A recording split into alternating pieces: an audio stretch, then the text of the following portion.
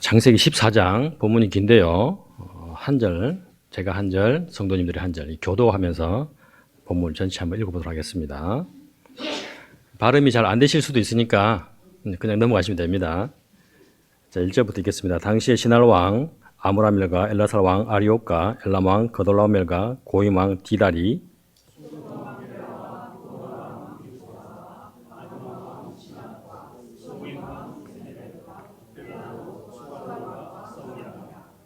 이들이 다 시딤 골짜기 곧 지금의 여매에 모였더라.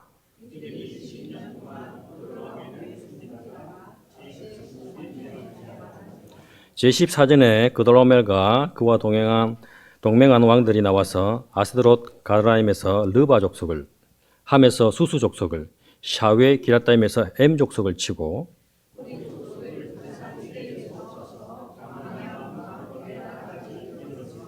그들이 돌이켜 엠미스밭 곧 가데스 이르러 아말렉 족속의 온 땅과 하사손다발에 사는 아모리 족속을 친지라.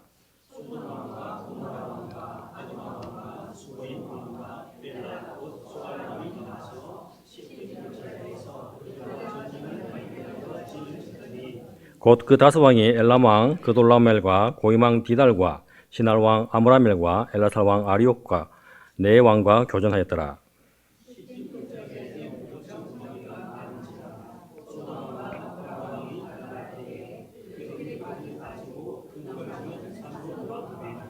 네 왕이 소돔과 고모라의 모든 재물과 양식을 빼앗아 가고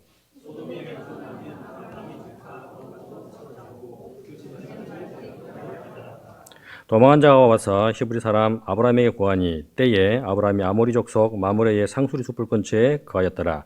마므레는 에스골의 형제요 또 아넬의 형제라. 이들은 아브라함과 동맹한 자더라.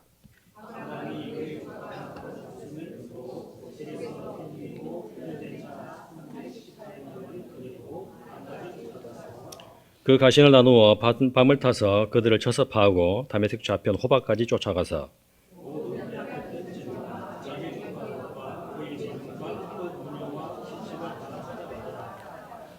아브라함이 그돌라오멜과 그와 함께한 왕들을 파오고 돌아올 때에 소돔 왕이 샤웨 골짜기 곧 왕국에서 나와 그를 영접하였고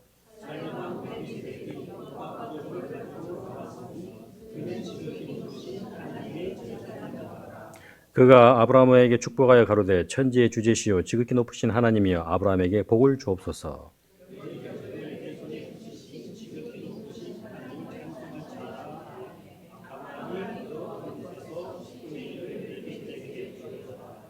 소돔 왕이 아브라함에게 이르되 사람은 내게 보내고 물품은 내가 취하라.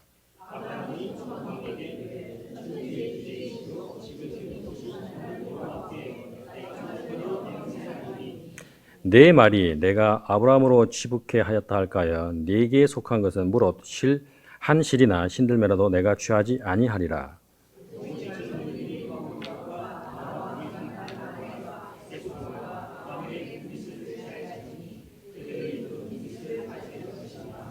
아멘.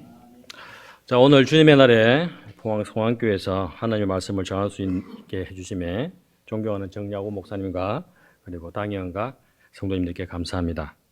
2025년 두 번째 주일 이 시간에는 구약의 원문을 통해 하나님께서 말씀하시고자 하는 것이 무엇인지 알아보고 그것이 오늘날 우리 교회와 삶에 어떻게 적용되어야 하며 올해 2025년을 살아가는데 어떤 결단을 해야 되는지 한번 알아보고자 합니다. 여러분은 창세기 14장을 어떻게 이해하고 계십니까? 대충 봤을 때는 단순히 롯을 구출한 아브라함의 용기, 그리고 아브라함을 축복하는 멜기세덱에게, 그리고 그 멜기세덱에게 11조하는 아브라함. 그래서 우리도 11조를 해야 된다. 이렇게 많이 알고 있지 않습니까? 지금도 안타깝게 수많은 부흥사들이 11조의 근거로 창세기 14장을 이용하고 있는지도 모릅니다. 하지만 우리가 똑바로 알아야 할 것은 성경에서 처음으로 등장하는 이 11조는 남의 것을 빼앗아서 전리품의 10분의 1을 줬다는 것입니다. 따라서 창세기 14장은 11조에 관한 본문이 아니라고 볼 수가 있습니다.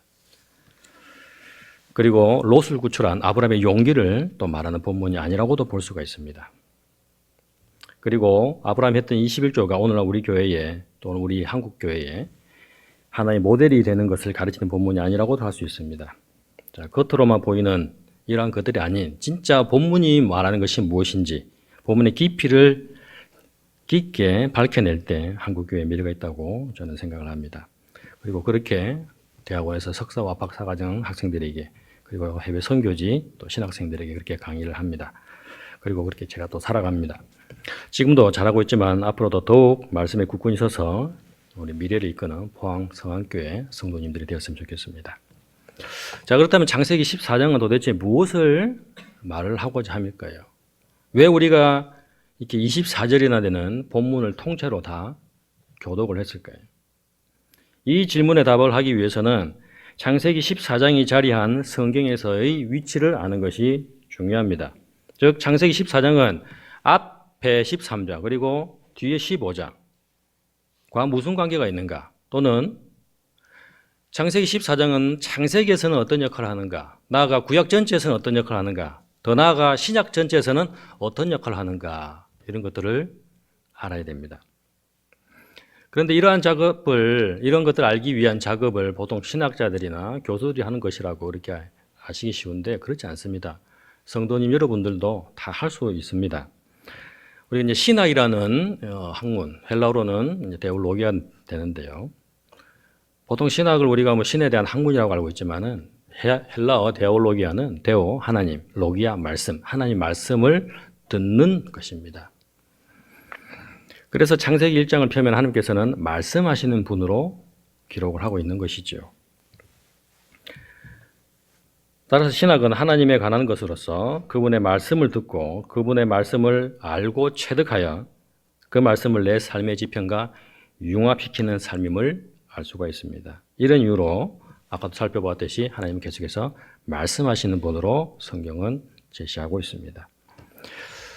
자, 질문 하나 하겠습니다. 여러분 이단들 특징이 뭘까요? 보통 이단 그러면은 처음은 같은데 끝이 다르다. 많이 그렇게 알고 있죠.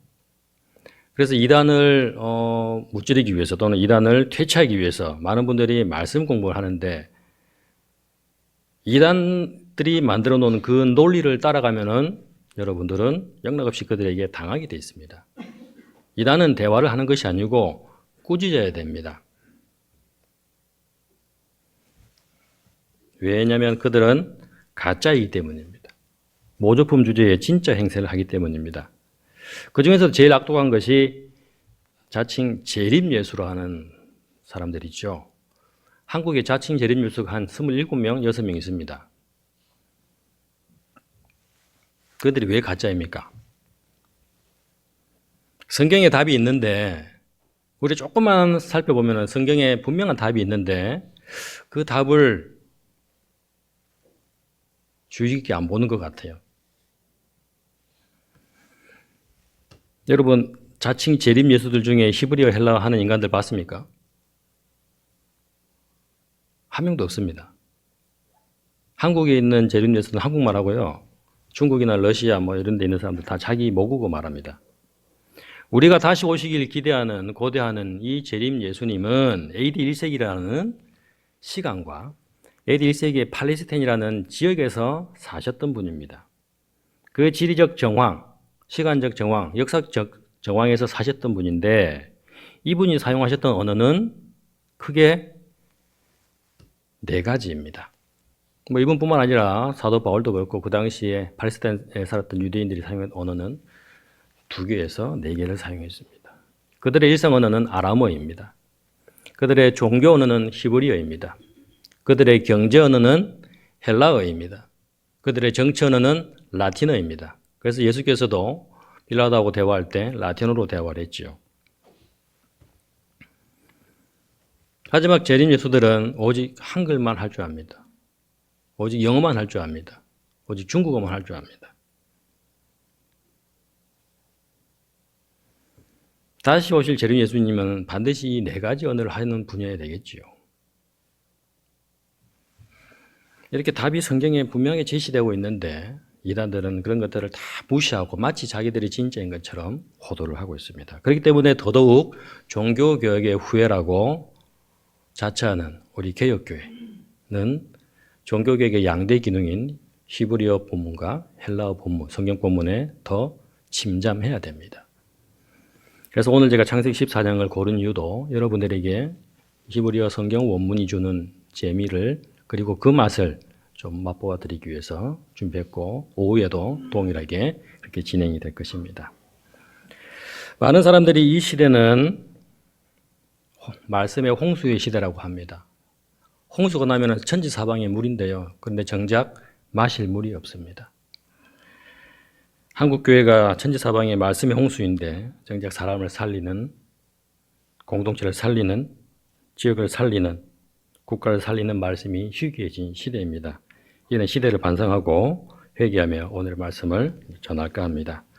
말씀을 통하여 다시금 하나님과의 사랑을 회복하시고 결단하는 시간이 되시기를 소원합니다. 자, 원래 구약 성경은 장과 절이 없습니다. 자음 본문으로만 우리에게 전해졌습니다. 모음조차도 없습니다. 그러다가 AD 약 800년 또는 700년경에 유대교 마소라 학자들에 의해서 처음으로 절이 만들어지게 됩니다. 절이 이제 끊어져 가지고 기록이 됩니다. 그러다가 1500년대, AD 1500년대에 이르러서 아리우스 몬타누스에 의해서 장이 만들어지는데 안타깝게도 히브리어 본문이 아닌 라틴어 성경에서 장이 정해졌습니다. 그 히브리어 문법을 전혀 모르는 분이 라틴어 성경만 보고 장을 정하다 보니까 구약을 연구할 때에 많은 애로사항이 있는 것이 또한 사실입니다. 따라서 설교의 본문을 결정하는 것은 한 절이 아니라 한 단락 또는 한 본문 전체를 하는 것이 마땅합니다. 그런 의미에서 오늘 창세기 14장 전체를 제가 택했습니다. 자, 창세기 14장이 우리에게 주는 의미를 알기 위해서 원문을 분석한 결과 창세기 14장은 두 구조 그리고 세 인물이 있음을 알 수가 있습니다. 이걸 잘 기억해 두십시오. 두 개의 구조와 세 명의 인물이 등장을 합니다. 자, 히브리어를 비롯하는 셈족에서 가장 중요한 품사는 동사입니다. 동사, 주어, 목적어 이렇게 순서가 진행됩니다. 한국은 주어, 목적어, 서술어죠. 히브리어는 동사가 제일 먼저입니다. 사랑한다, 내가 너를 이렇게 됩니다. 그래서 본문을 분석할 때에 그 동사, 창세기 저자 또는 구약성경의 저자들이 이 본문에서 중요한 것을 강조하기 위해서 열쇠말로 사용한 동사가 무엇인가를 찾는 것이 아주 중요합니다. 의도적으로 창세기 14장은 세 개의 동사가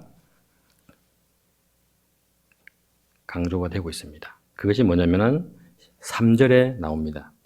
이들이 다 시딤 골짜기 지금의 여매에 모였다. 이 모였다는 히브리어 하바르입니다. 연합하다라는 뜻이죠. 이 하바르의 원래 뜻은 하나로 묶다라는 뜻을 가지고 있습니다. 하바르 동사를 통해 분석한 결과 이 창세기 14장은 그돌라오멜이라는 왕을 중심으로 하나로 묶인 그돌라오멜 공동체 그리고 멜기세덱과 아브라함이 함께 하나로 묶인 멜기세덱 아브라함 공동체라는 두 구조가 있음을 알 수가 있습니다. 그리고 창세기 저자는 이 두 공동체의 특징을 부각시키기 위해서 두 번째 열쇠말을 제시하는데 그것이 바로 창세기 14장 4절에 있는 섬기다입니다. 섬기다는 히브리어 아바드인데요. 이 아바드를 통해서 본 결과 그돌라오멜 공동체는 그돌라오멜이라는 왕을 신으로 섬기는 공동체라는 것을 알 수가 있고 멜기세덱 아브라함 공동체는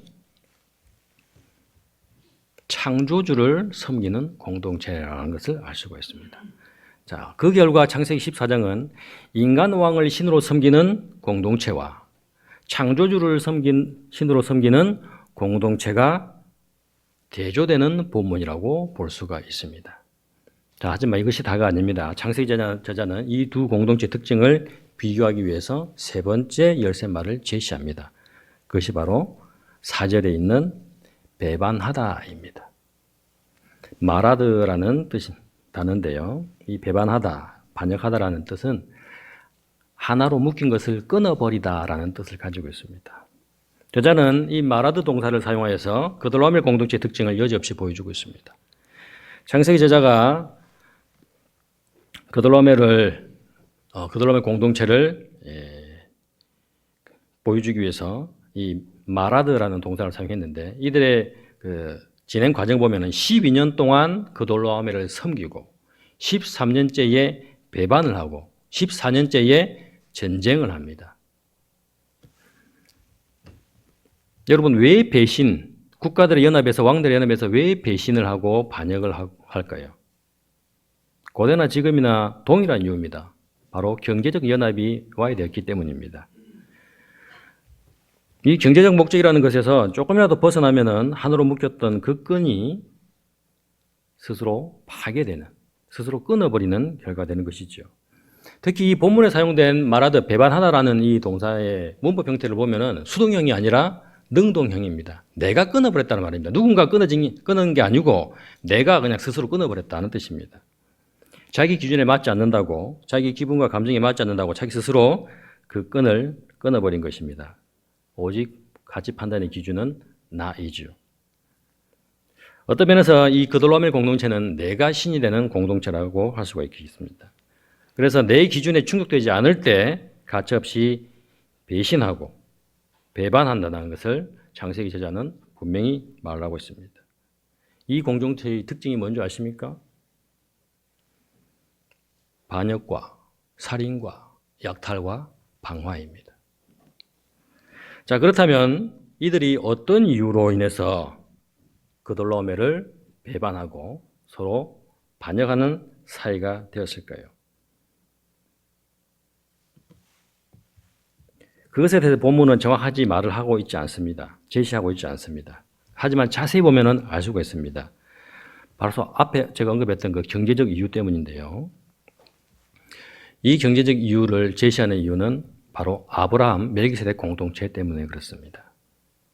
아브라함 멜기세덱 공동체를 보시면은 동일한 경제적 요소를 보여주고 있는데 이것이 바로 이 두 공동체를 구분하는 이유로 작용하고 있기 때문입니다.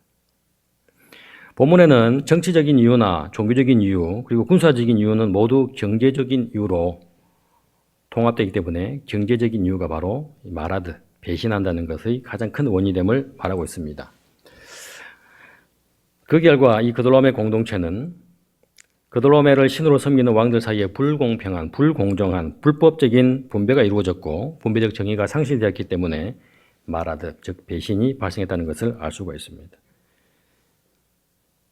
바로 섭섭함 때문이죠. 여러분 섭섭함이 언제 가장 크게 발생할까요? 분배가 제대로 되지 않았을 때입니다. 우리 조금 뒤면 설날이잖아요. 설날에 고등학생이라고 좀 더 많이 주고 중학생이라고 좀 적게 주고 초등학생이라고 더 적게 주면 어떻게 됩니까? 난리 납니다.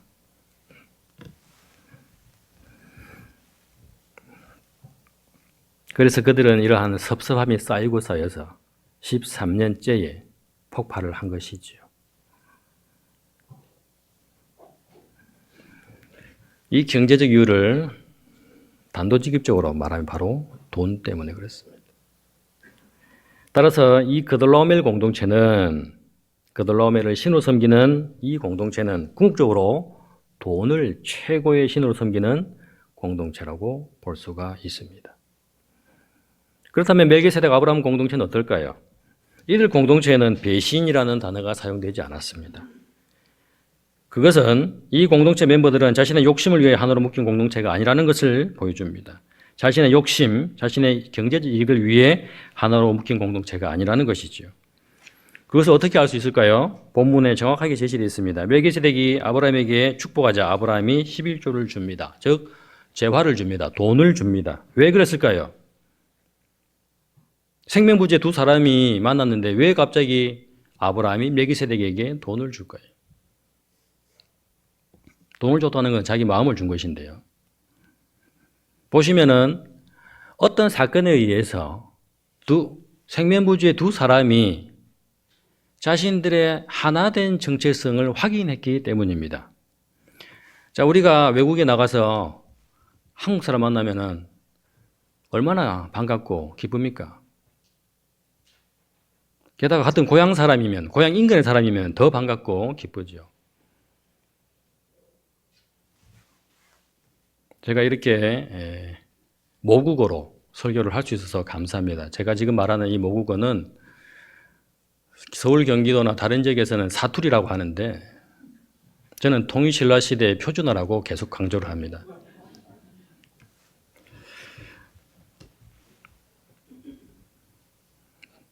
위쪽에서 설교를 할 때는 이 억양과 어휘 때문에 좀 애로사항이 있는데 오늘은 너무 편하고 좋습니다. 부모님의 품에 온 것 같습니다.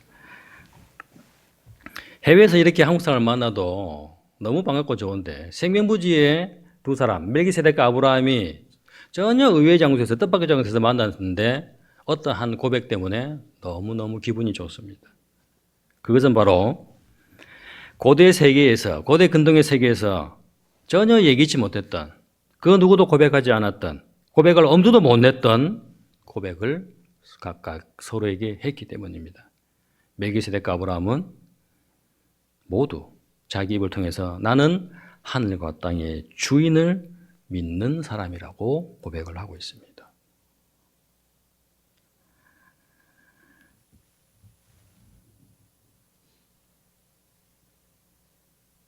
이 고백이 얼마나 대단한 고백인지 모릅니다. 그들은 이 고백을 통해서 하나로 묶였고 창조주 신을 섬긴다는 것을 서로 확인했습니다. 사람은 보여야지 믿습니다. 여러분, 믿다 동사의 헬라어 어원과 히브리어 어원이 다릅니다. 지금 우리가 살아가는 이 시대는 그리스 로마 시대의 후예가 돼가지고 봐야지 믿는 것이라고 계속 강조하잖아요. 그죠? 눈에 보이지 않으면 존재하지 않는 것이라고 그렇게 말하는 사람도 있습니다. 믿다 동사의 헬라어 어원은 보다입니다. 그래서 봐야지 믿는 겁니다. 반면 믿다 동사의 히브리어 어원은 듣다입니다. 그래서 성경은 믿음은 어디서 난다고 말합니까? 들음에서 난다고 말합니다. 제가 하는 말, 눈에 보이지 않지만 분명히 존재하는 걸 믿습니다. 하나님 눈에 보이지 않지만 그분이 말씀하심으로써 분명히 존재한다는 것을 밝히고 있는 것이죠. 제가 하나 고백을 하겠습니다. 제가 할아버지도 고신 목사님, 아버지도 고신 목사님, 못된 신앙을 가지고 태어났잖아요. 모태 신앙이 아니고 못된 신앙을 가지고. 그래서 늘 회심을 해가지고 자기 인생이 바뀐 친구들 그리고 선배 후배들을 보면서 늘 부러웠습니다. 저는 어렸을 때부터 그렇게 자연스럽게 자랐기 때문에 그런 변화가 없었어요. 그러다가 하나님 어떤 사람한테는 보여주시기도 하고 어떤 사람은 들려주시기도 하는데 왜 저한테는 전혀 그런 게 없습니까? 저도 좀 듣고 싶고 저도 좀 보고 싶은데 한번 좀 보여주세요. 들려주세요. 그렇게 때를 쓰듯이 그렇게 살았습니다. 한 번도 그런 적이 없습니다. 그러다가 제가 천안에서 이제 학교를 다니면서 천안에 이제 가건사라는 큰 절이 있는데 거기에 한국에서 제일 큰 또는 뭐 동양에서 제일 큰 청동 좌불상이 있습니다. 엄청나게 큽니다.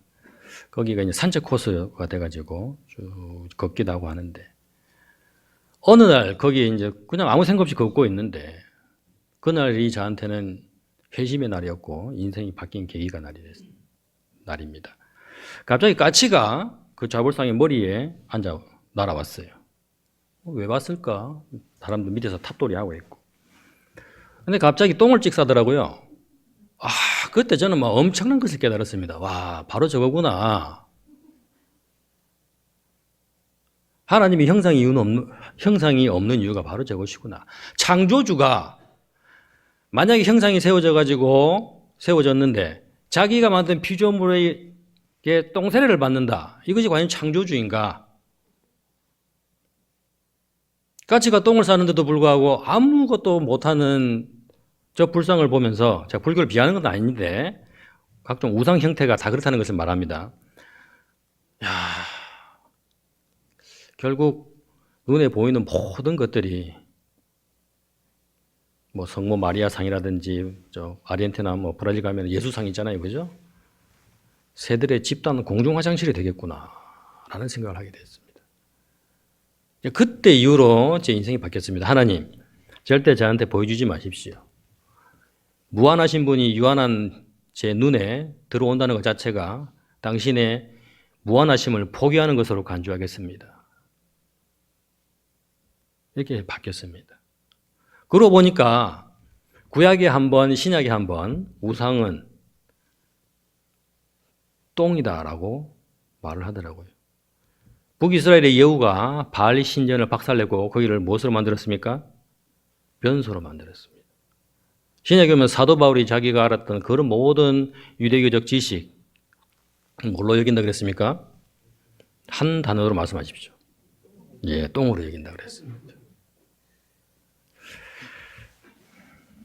자, 이렇게 고대 근동에서 봐야지 믿는다는 그 시대에서, 그래서 보이는 모든 것들을 신으로 만드는 그 시대에서 눈에 보이지 않는 이 세계를 움직이는 분이 있다는 것을 믿는다는 것, 그리고 그것을 내 입으로 고백한다는 것은 엄청난 결단이 필요합니다. 과거 혁명과도 같습니다. 모두가 눈에 보이는 신을 믿던 상황에서 멜기세덱과 아브라함은 눈에 보이지 않는 신을 믿으며 모두가 창조주가 없다고 말하는 그 시대에 아브라함과 멜기세덱은 아니다, 창조주가 있다, 살아 계시다라고 고백을 하고 있습니다. 창세기 14장에 등장하는 이 멜기세덱과 아브라함의 신앙 고백 공동체는 바로 하나가 무엇인지를 분명하게 보여주고 있습니다. 하나로 묶인다는 이 말은 한 곳을 바라보고 같은 곳을 목적을 가지고 같은 신앙 고백을 하는 것이지 않습니까? 그래서 우리가 예배 때 하나의 신앙 고백으로 다 같이 고백을 하지 않습니까? 기독교 즉 교회 공동체는 지금도 하늘과 땅을 창조하시고 섭리하시는 세상의 주이신 하나님 야훼 여호와를 창조주로 믿고 고백하는 공동체입니다. 그렇게 하나로 묶인 여러분들이기에 한 곳을 바라보고 같은 목적을 가지고 같은 신앙 고백을 하는 것 아니신가요? 그렇다면 옛적의 아브라함이나 옛점의 멜기세덱의 그 고백이 나와 여러분들의 고백과 같은 것이며 여러분도 창조주 하나님을 믿는 신앙 고백 공동체로 시대를 초월해서 하나로 묶였다는 것을 의미합니다. 이 공동체의 특징은 찬양과 감사와 기쁨과 나눔입니다. 그돌람의 공동체와 완전 다르죠. 한편 아브라함이 소돔 왕에게 하는 말을 보십시오. 거기에는 짜증밖에 없습니다. 왜 아브라함이 소돔 왕에게 짜증을 낼까요? 같은 신앙 고백이 아니기 때문입니다. 아브라함은 창조주 하나님을 믿지만 소돔 왕을 창조주 하나님을 믿지 않기 때문입니다.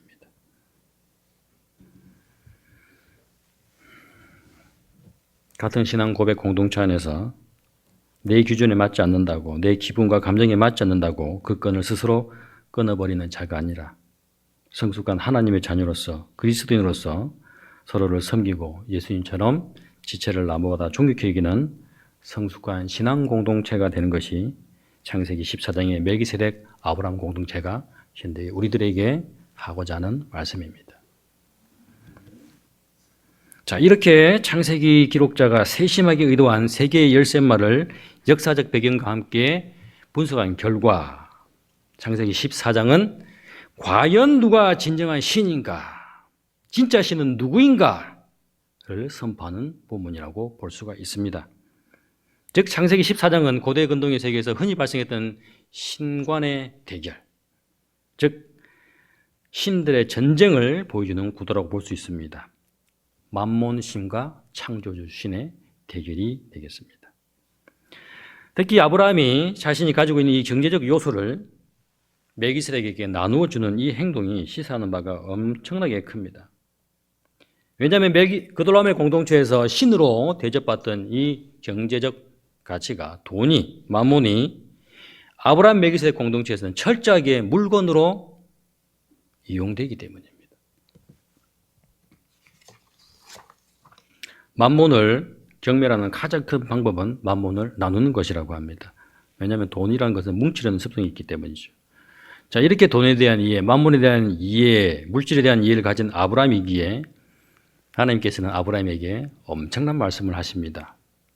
그것이 바로 15장 1절에 있습니다. 15장 1절에 보면 이후에 여호와의 말씀이 이상 중에 아브라함에게 임하여 가라사대 아브라함아 두려워 말라 나는 너의 방패여 지극히 큰 상급이라 돼 있죠. 안타깝지만 이 상급이라는 번역이 조금 부족해요. 이 샤카르라는 이 상급이라고 번역된 단어의 원래 뜻은 돈입니다. 다시 상급 말고 돈으로 넣어서 한번 읽어볼게요. 두려워 말라. 나는 너희 방패요 너희 지극히 큰 돈이니라. 하나님은 노골적으로 돈을 포기한, 돈을 나눈 아브라함에게 노골적으로 내가 너의 엄청나게 큰 돈이라고 말씀하고 있습니다. 그래서 창세기 14장이 13장과 어떤 관련이 있는가, 또는 15장과 어떤 관련이 있는가, 이렇게 연결해서 봐야 된다는 것이죠. 자, 창세기 14장이 두 구조의 이제 이 대결을 알겠습니까? 자, 그러면 이제 창세기 14장에 세 인물이 있다 그랬습니다. 그죠? 자, 세 인물 중에서 우리는 그돌라움의 공동체 인물들을 봤고, 그 다음에 아브라함 멜기세덱 공동체 인물들 두 인물을 봤습니다. 이제 한 인물이 남았습니다. 누굴까요?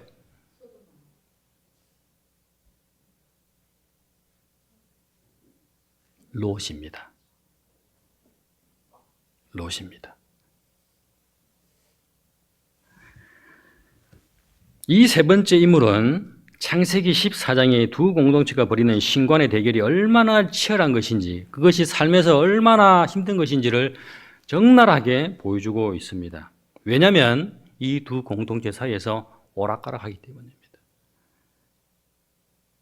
롯의 행적을 보십시오. 창세기 14장에서 세 번째 인물로 등장하여 우리에게 신간의 충돌을 몸소 보여주고 있습니다. 창세기 14장에 보면 롯이 그돌라움의 공동체에서 아브라함 공동체로 구조가 됐잖아요. 그죠? 그 전에 어디 있었습니까? 아브라함 공동체에 있었습니다. 아브라함 공동체에서 그돌라움의 공동체로 갔다가 뭐 자이든지 타이든지 갔다가 다시 아브라함 공동체로 왔는데 창세기 14장 이후에 롯의 행적을 보십시오. 어디에 있습니까? 소돔과 고모라에 있습니다.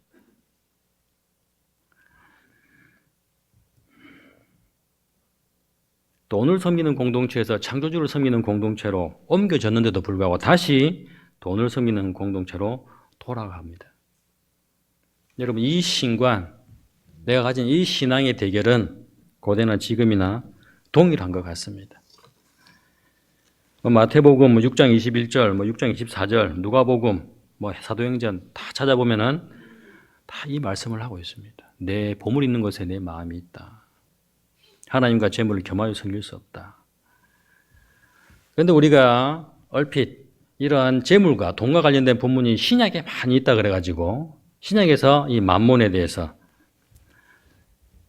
강조한다라고 생각이 쉬운데 오히려 구약이 신약보다 먼저 돈에 대한 문제를 더 확실하게 제시하고 있습니다. 창세기 14장을 기록한 창세기 제자는 분명하게 말합니다. 창조주 하나님의 자리를 위협하고 그 자리를 빼앗을 수 있는 유일한 것은 바로 돈이라고.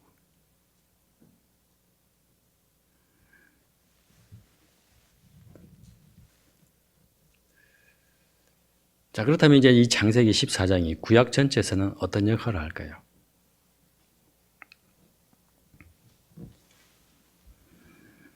창세기 14장에 열쇠말로 사용된 묵다, 끊다, 섬기다 이 세 개의 동사는 창세기 14장에 나타난 아브라함의 행동을 통해 언약 백성이 된 그의 후손들, 즉 이스라엘 백성에게 어떤 결단을 해야 되는지를 강력하게 요청하고 있습니다. 그것은 바로 눈에 보이는 돈을 위하여 살 것인가, 아니면 눈에 보이지 않는 창조주 하나님을 위하여 살 것인가. 이 말씀이 먼저 이스라엘 백성들을 위해서 기록됐으니까 1차적으로 이렇게 적용이 됩니다. 이스라엘 자손은 시내산에서 하나님과 언약으로 하나로 묶였다고 스스로 고백을 했습니다. 하지만 이스라엘 역사를 보시면은 하나님과 하나로 묶인 이스라엘이 결국에는 어떤 상태가 되었는가? 돈의 노예가 되었습니다.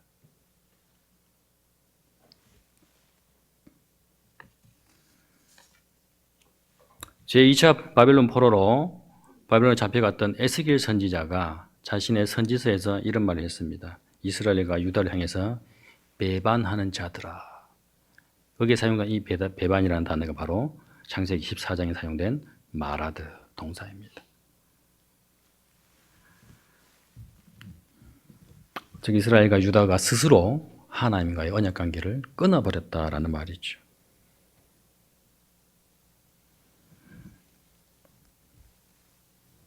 왜 이스라엘과 유다가 하나님과의 언약 관계를 끊어버렸을까? 창세기 14장의 이유와 동일합니다. 그들로아멜 공동체의 이유와 동일합니다.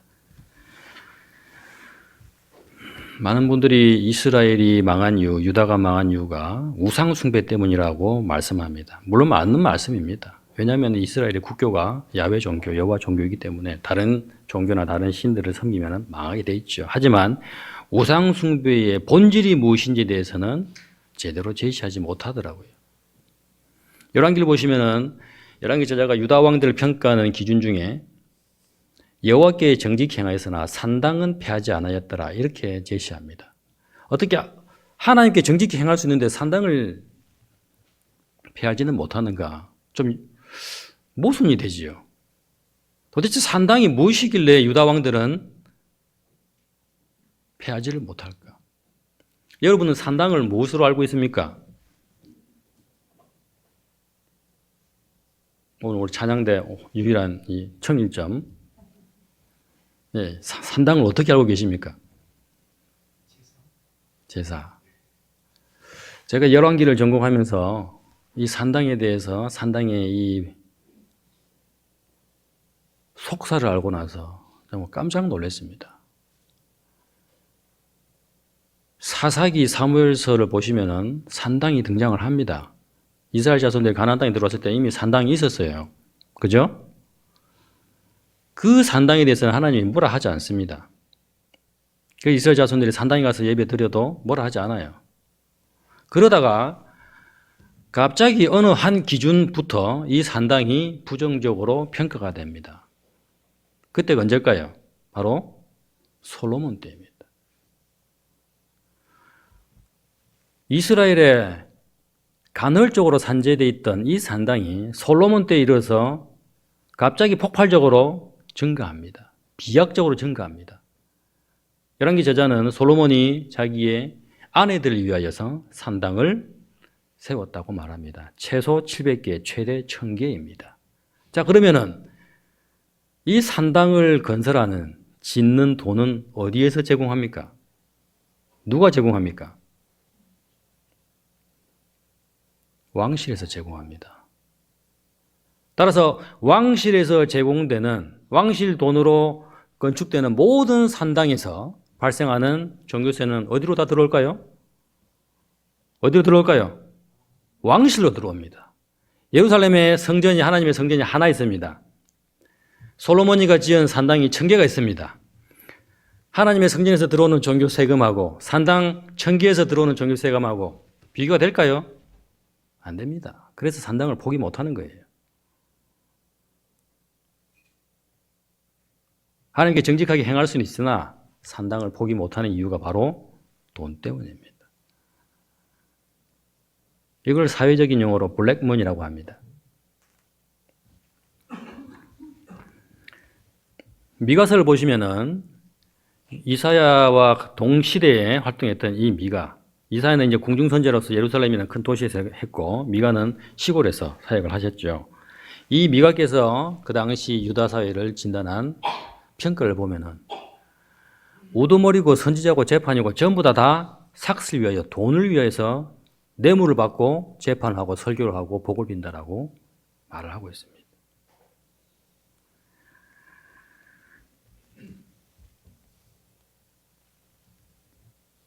중간사를 공부해 보시면은 유대인들, 특히 이 유대인들이 자행했던 것이 바로 대제사장직에 대한 매간 매직임을 알 수가 있습니다.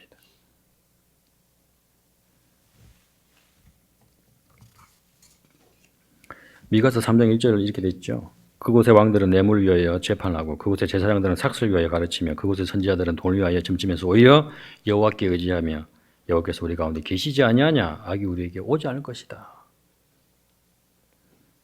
농촌까지 이렇게 한다는 말입니다. 자, 이러한 분석은 오늘 사는 우리에게도 동일하게 적용됩니다.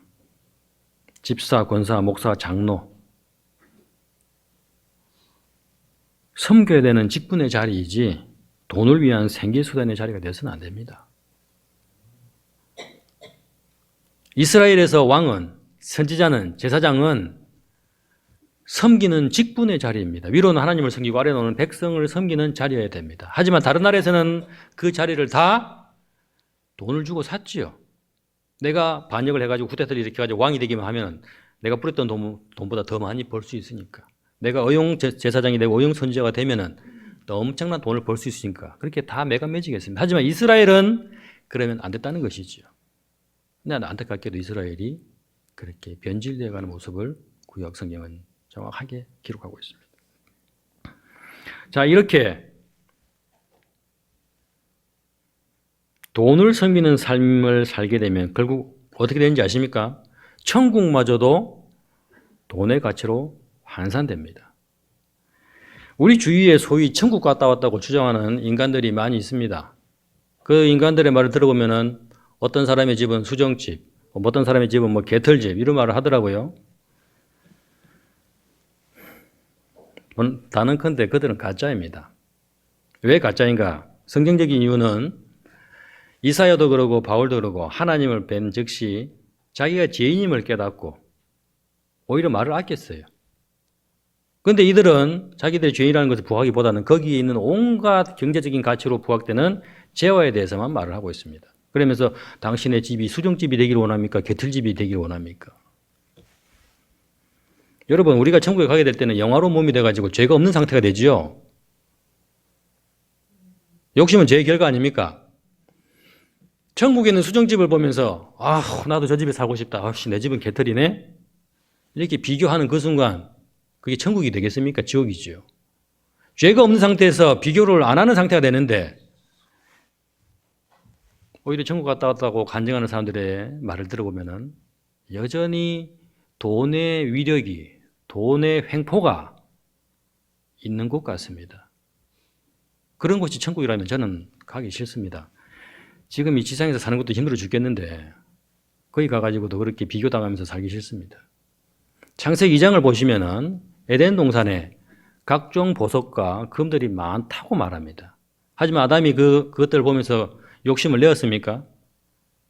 욕심을 안 냈습니다. 그냥 보석과 금들은 하나님의 동산을, 하나님의 집을 장식하는 반짝이는 돌에 불과합니다. 죄가 없는 상태에서는 다 그냥 반짝이는 돌로 보는 것이죠.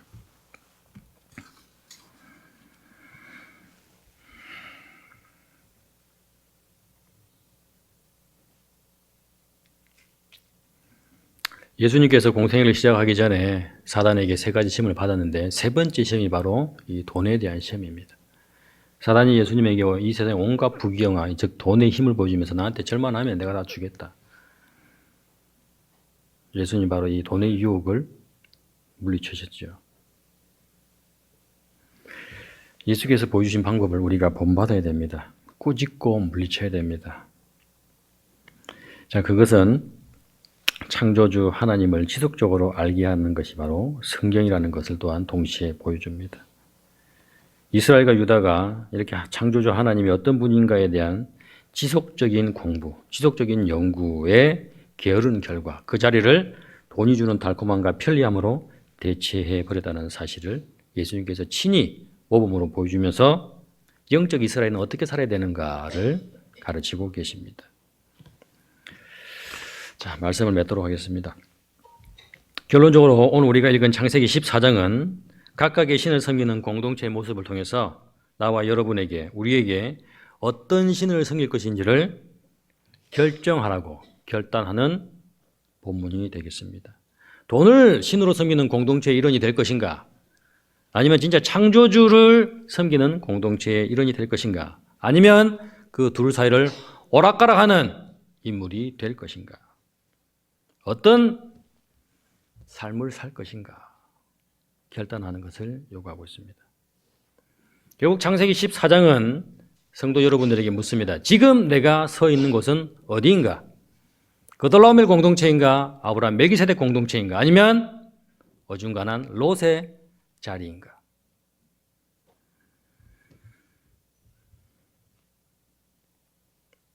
나아가보면 우리에게 우리 자신들이 또는 우리 교회가 우리 고백 공동체가 어떤 끈으로 묶여 있는지를 되돌아보게 합니다. 여러분의 하나로 묶는 끈은 무엇입니까? 학연입니까? 지연입니까? 아니면 또 금전적인 이유 때문입니까? 아니면 정치적인 이유 때문입니까? 지금 이 순간에도 이 세상을 붙드시고 다스리시는 창조주 하나님을 믿는 신앙 고백입니까? 어떤 끈이 여러분들을 하나로 묶고 있습니까? 여러분들이 각자 인식하는 그 끈은 무엇입니까?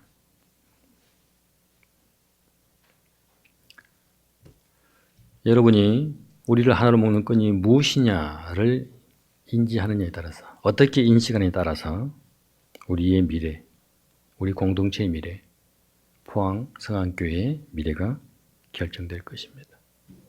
그런 의미에서 엘리야의 외침은 그때나 지금이나 우리에게 결단을 요구하고 있습니다. 엘리야가 모든 백성에게 가까이 나아가 이르되 너희가 어느 때까지 두 사이에서 머뭇하려느냐. 여호와가 만일 하나님이면 그를 좇고 바알이 만일 하나님이면 그를 좇을지니라. 기도하겠습니다.